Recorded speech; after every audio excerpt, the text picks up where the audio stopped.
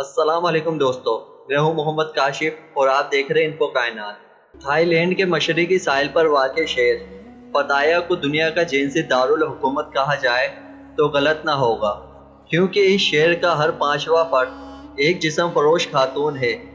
اگرچہ یہاں کوئی تاریخی یا قابل ذکر سیاحتی مقامات نہیں ہے، لیکن اس کے باوجود ہر سال 10 لاکھ سے بھی زائد مرد اس شہر کا رخ کرتے ہیں، جن کا واحد مقصد اس گناہ کی بستی کے نظارے دیکھنا ہوتا ہے۔ دی میرر کی رپورٹ کے مطابق اس چھوٹے شہر میں 27,000 سے بھی زائد جسم فروش خواتین موجود ہے۔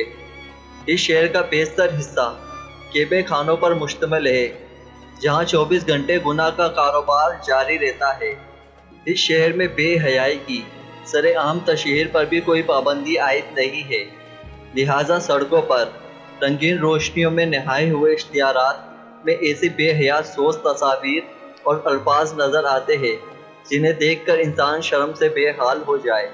دلچسپ بات یہ ہے کہ تھائی لینڈ کے قانون کے مطابق جسم فروشی غیر قانونی فعل ہے، لیکن پتایا شہر کی گمراہی اور سرکشی کے سامنے سب قانون دم توڑ دیتے ہیں۔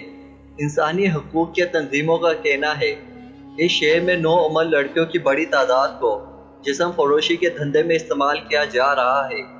اس کالے دھندے کو بند کروانے کے لیے بہت کوششیں کی گئی، لیکن بے سود ثابت ہوئی۔